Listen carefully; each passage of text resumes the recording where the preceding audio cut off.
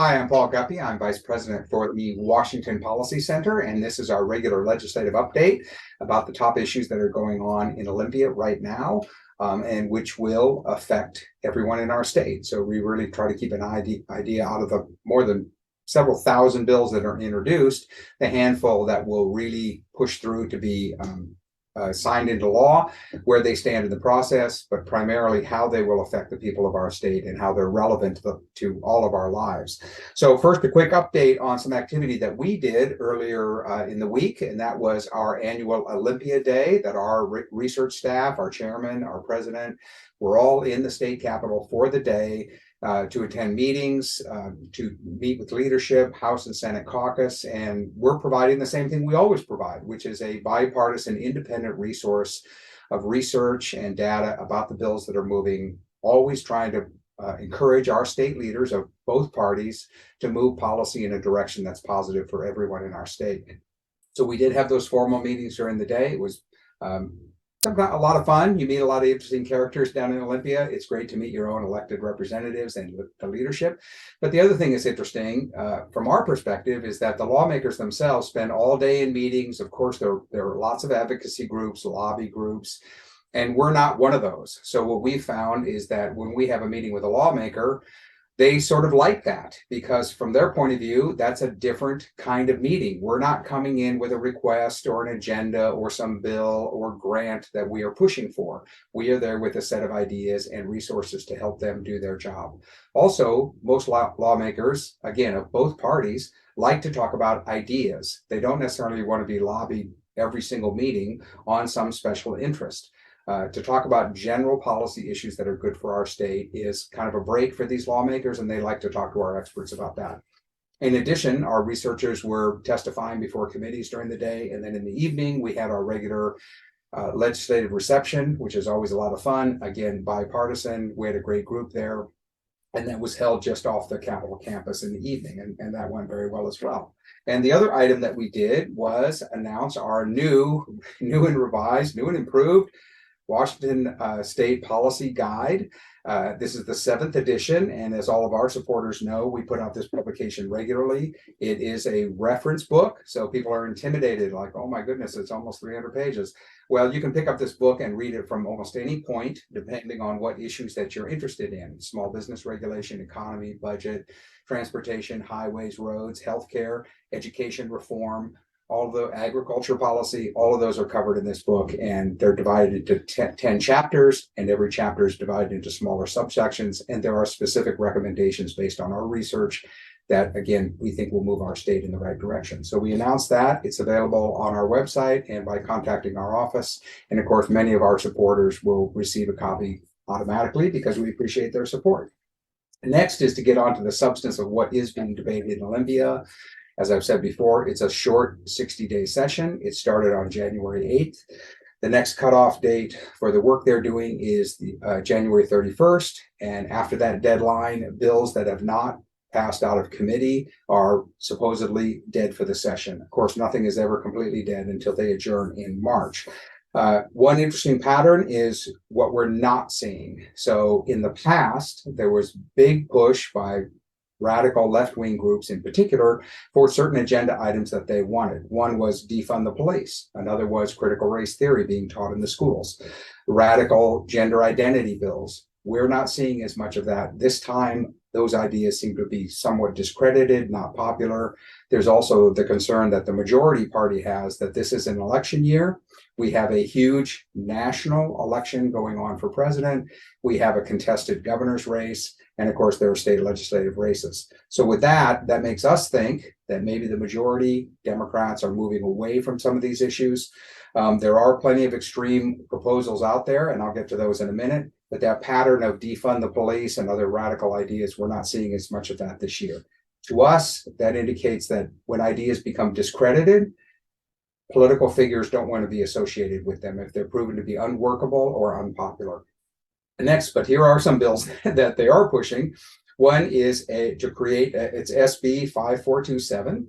It would create a hate crimes hotline to the Attorney General's office. Attorney General Ferguson is running for governor this year, and we think that he's trying to make something of an issue of this hate crimes issue. This bill, as originally introduced, would have offered $2,000 as a reward to anyone who reported their neighbor, coworker, a fellow student, someone you know, for a, quote, hate crime or bias incident.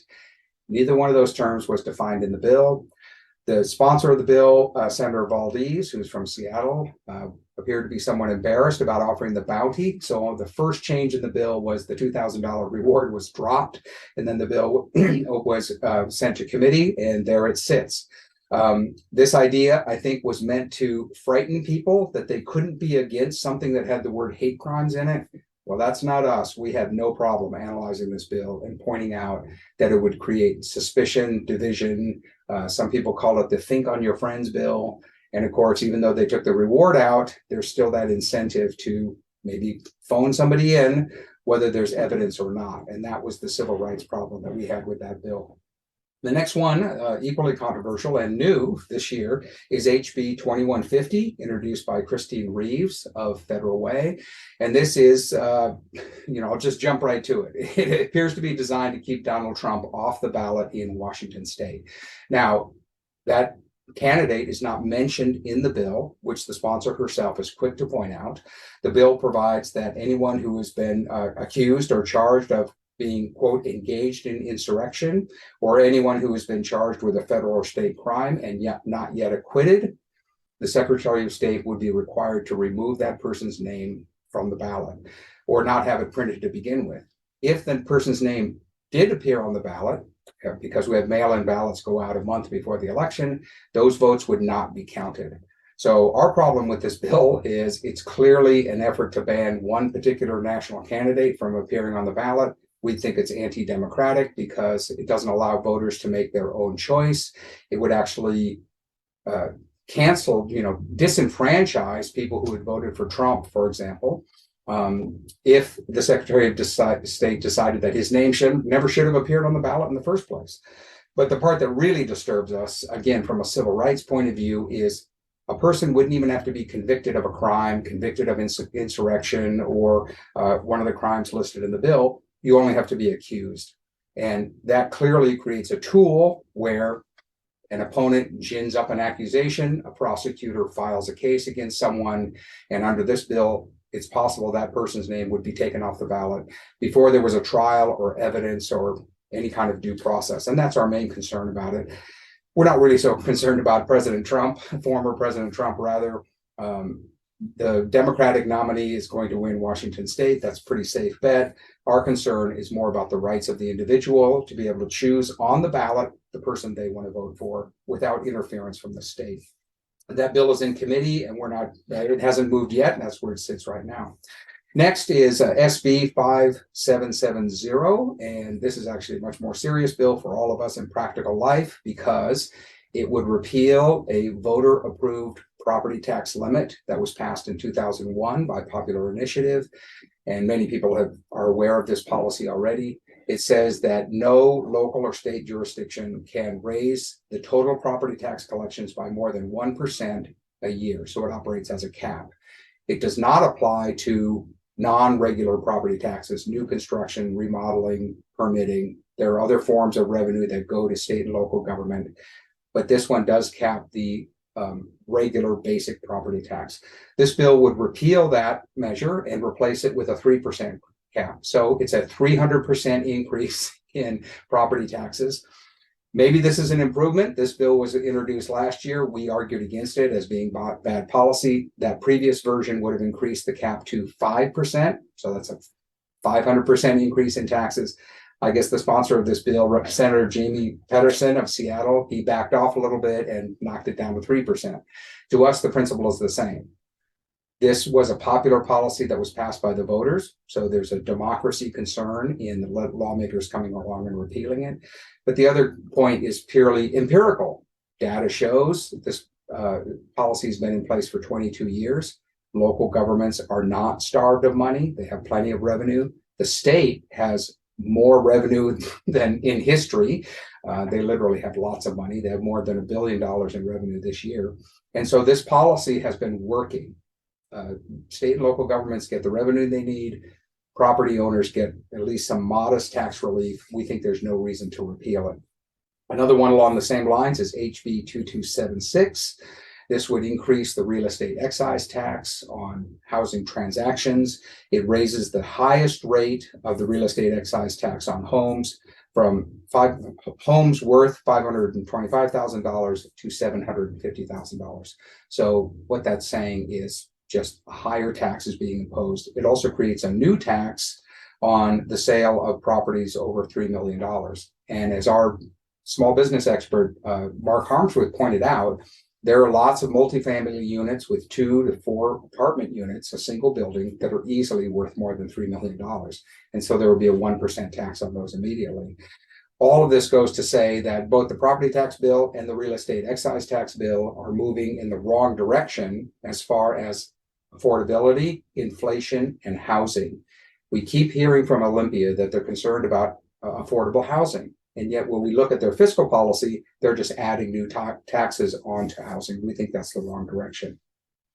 And finally, 2 bills that are stirring a lot of controversy, and you'll see why when I name what they are. One is they are both introduced by the same representative, Representative Tara Simmons. She's from Bremerton, and she is the only convicted felon who has ever been elected to the legislature. And that might explain why she introduced these 2 bills. The first one is HB 2030, and that would allow convicted felons, criminals who are serving time in prison right now to vote, serve on juries, and to run for public office. She denies that they would be able to run for public office, but there's nothing in the bill that says that once they get their full civil rights back, the ability to vote, they couldn't do everything else that goes with voting as well.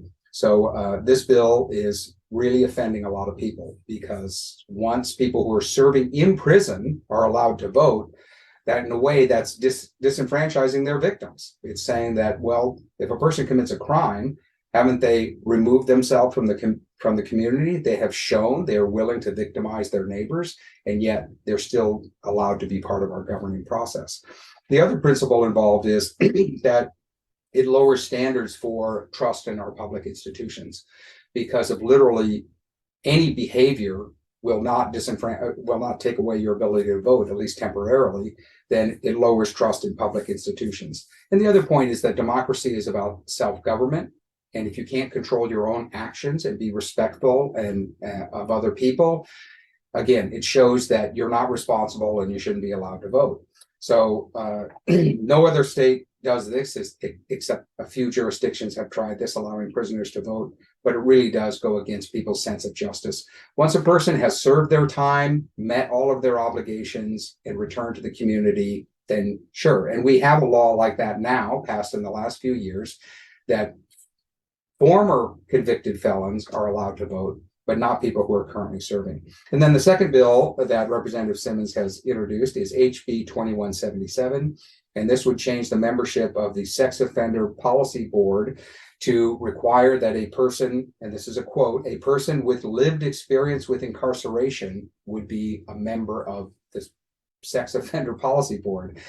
So in other words, the very population that's meant to be regulated by a state board would have a representative of that population part of the oversight. This is also off-putting to victims who they serve on this board as well, and that is to make sure that the community is safe and that the rules are followed. So this is really putting off a lot of people. And it concerns us regarding, again, trust and governance, which is if you have a dedicated oversight board that is being influenced by the very people it is supposed to oversee, that undermines the purpose of even having a particular board. So that's another bill that's in committee. We'll see what happens with that. And that's it for our update. Again, we have our WPC On the Go live event online on January 30th. I encourage you to take a look at that.